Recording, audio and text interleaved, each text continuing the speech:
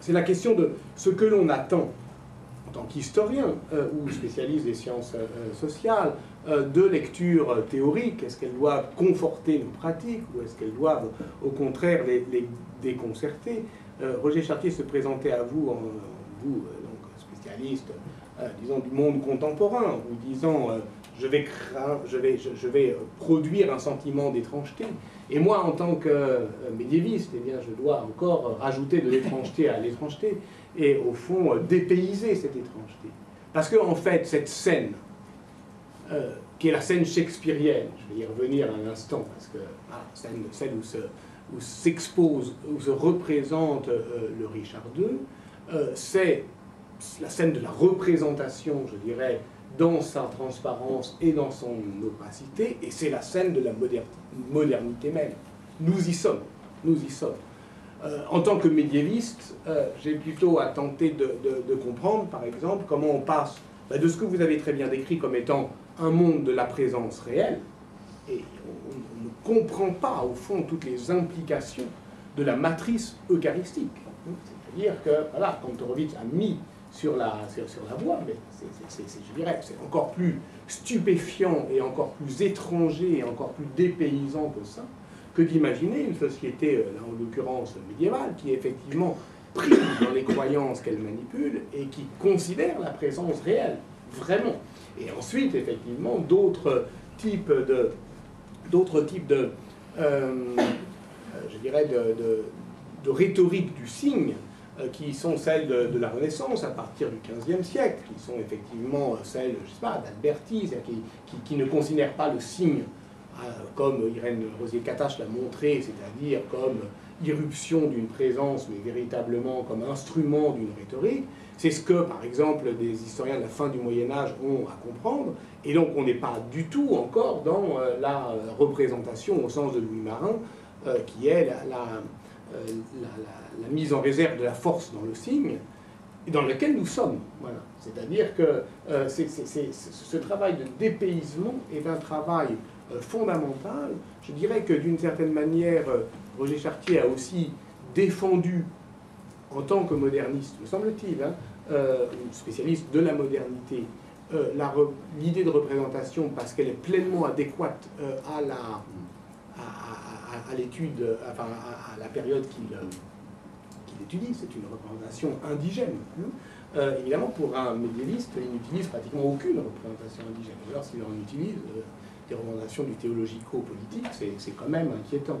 Donc, je voudrais juste dire un mot, partant justement de cette scène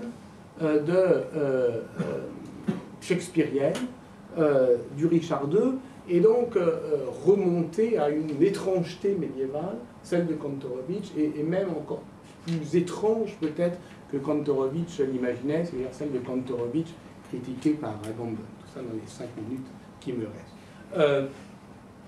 En 1601, Robert d'Evreux, Earl of Essex, préparait, vous savez, un coup d'État contre la reine Élisabeth Ier d'Angleterre, et il donna à ses hommes, pour fortifier leur courage, une représentation du Richard II.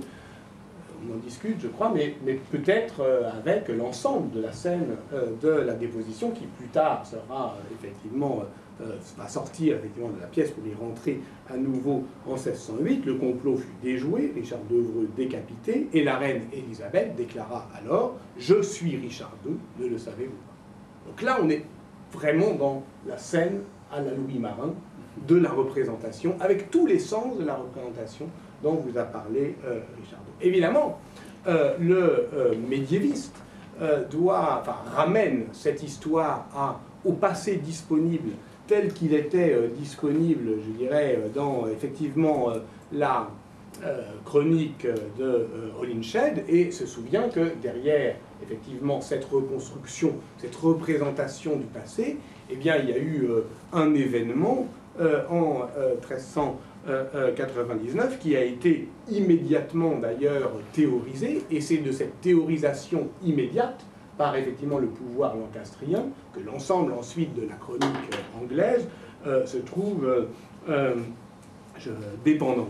Or, ce qui est tout à fait intriguant, c'est que, bon, au moment où on va déposer le 30 août 1399 Richard II, on a un précédent, c'est 1327, mais on bricole.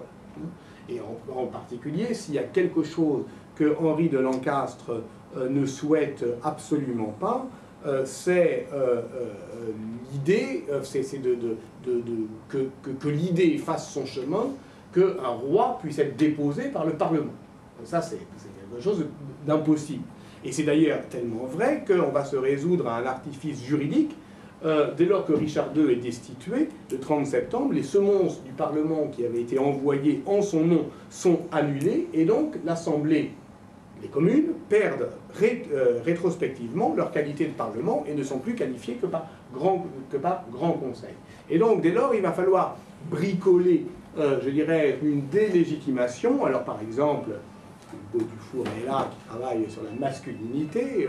Je pourrais citer par exemple le livre de Chris Fletcher sur Richard II, sur la manhood, qui montre comment Henri de Lancastre a tenté de déconstruire la légitimité de Richard II en le traitant d'enfant, c'est-à-dire en le dévirilisant et en lui ôtant toute capacité à régner en tant qu'il n'était pas donc en fait ce qu'on lui retire dans la vérité du tout début du XVe siècle, c'est sa manhood, pas du tout c'est son sept, c'est profondément sa masculinité. Alors là on est en plein Pierre Bourdieu, la jeunesse n'est qu'un mot, puisque l'archevêque de Canterbury, Thomas Arundel, prononce à cette occasion un sermon où il oppose le puer qu'est Richard au wir qu'est Henri. Or, tous les deux ont exactement le même âge, c'est 32 ans. Donc là, c'est évidemment une construction, une représentation sociale de la jeunesse, mais c'est avec ça qu'on bricole au Moyen-Âge, et c'est pas avec du théologico-politique. Ce qui est tout à fait passionnant chez Kantorowicz, et c'est ce qui d'ailleurs est aussi critiquable dans sa démarche, en tout cas telle que Alain Bourreau l'a décrite, c'est que toujours il fait de l'histoire régressive. Toujours c'est à partir d'une formulation qu'il met en avant. Et les deux corps du roi, effectivement, ça commence effectivement en 1601 avec les rapports de Claude Plodon, et puis ensuite tel que c'est représenté sur la scène shakespearienne.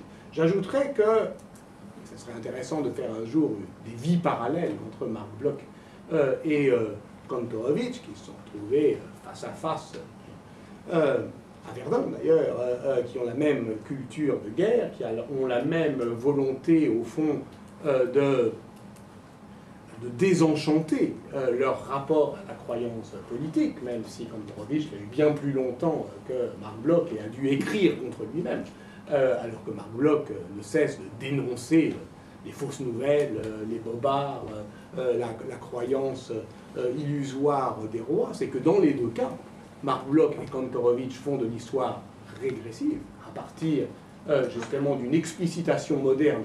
Ils vont chercher la généalogie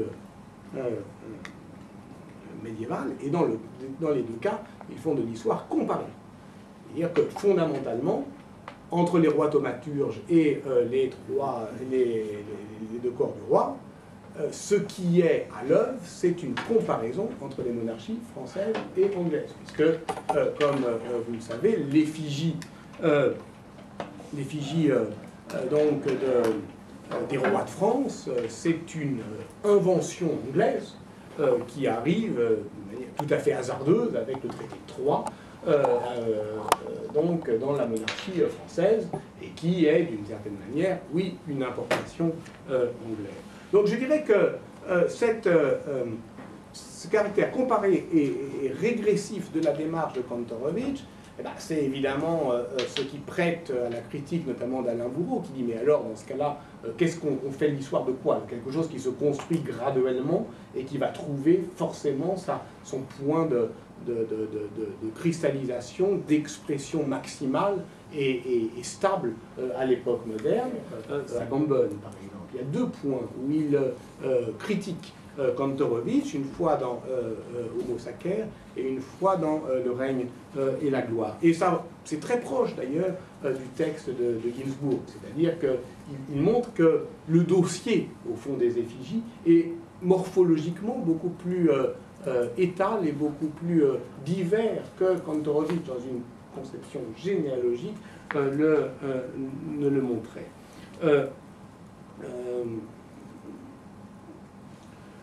Il y avait un jeune antiquisant qui s'appelait Elias Bickerman, qui avait en 1929 décrit l'apothéose impériale romaine. Et dans l'apothéose impériale romaine, il y a cette scène que je décris rapidement. Après la mort du souverain, on fait semblant de soigner son effigie qui, gisant sur son lit de mort, est traitée comme un malade avant d'être déclarée 7 jours plus tard morte. Et Bickerman rapprochait cette cérémonie païenne de l'image des rites funéraires des souverains anglais et français au Moyen-Âge. Ce qui est tout à fait frappant du point de vue historiographique, c'est que Kantorowicz et ses élèves connaissaient parfaitement cette étude, n'en parlent jamais, parce qu'au fond, ils réfutent l'hypothèse. Admettre l'origine païenne du cérémonial médiéval, c'est au fond compromettre la thèse centrale sur la théologie politique chrétienne. Or, c'est cette question du théologico-politique qui peut aujourd'hui être critiquée, qu'il a été par Agamben, qu'il a été par bien d'autres. Et c'est, je dirais, la fondation schmittienne de la pensée de Kantorowicz. Agamben, par exemple, reprenant le dossier, avance l'idée que l'empereur n'a pas 2 corps, mais 2 vies en un seul corps, une vie naturelle et une vie sacrée, et que par une étrange symétrie avec l'homo sacer, le corps du souverain est insacrifiable. Le meurtre de l'homo sacer, c'est moins qu'un homicide, le meurtre du souverain, c'est plus qu'un homicide, mais dans les 2 cas, ce n'est pas un homicide. Et d'ailleurs, ce que suggère Agamben, c'est que le scandale de la décapitation de Louis XVI, c'est moins sa mise à mort que sa condamnation à mort. Et donc, dès lors, ce qui est en jeu, c'est le caractère insacrifiable du corps souverain. Donc, dit Agamben, les historiens du pouvoir doivent prendre au sérieux le fléchissement que l'interprétation par Bickerman, mais il y en avait bien d'autres, ensuite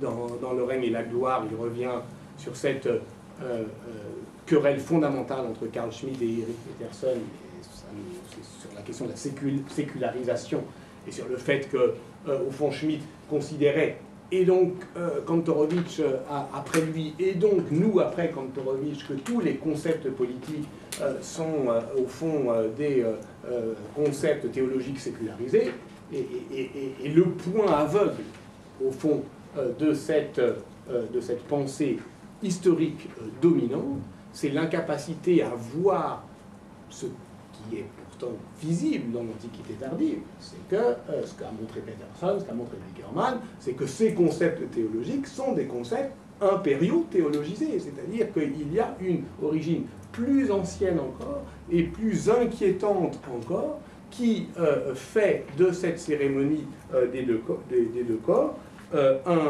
qui la rend, je cite Agamben, sous un éclairage nouveau et moins anodin. Moins anodin, ça veut dire, au fond, qui se prête moins facilement à une appropriation sauvage par le contemporain.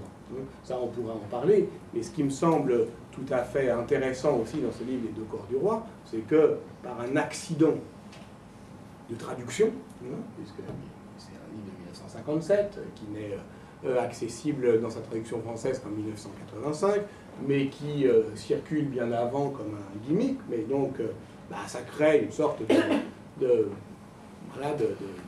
bug épistémologique comme la vie intellectuelle française en connaît pas mal, c'est-à-dire que le livre est métaphorisé avant d'être lu et compris. Et compris, je dirais, dans son référent historique. Et donc, ce qui me semble important dans la notion de représentation telle qu'elle a été, telle que Roger Chartier en rappelle, font toute la richesse et toute la modernité, c'est d'en saisir aussi, pas seulement les origines médiévales, ça n'a aucun sens, mais au fond, d'en reconstituer l'étrangeté, de la dépayser à nouveau, pour qu'elle nous soit, à nous, je dirais, usagers du monde contemporain, moins directement transparente.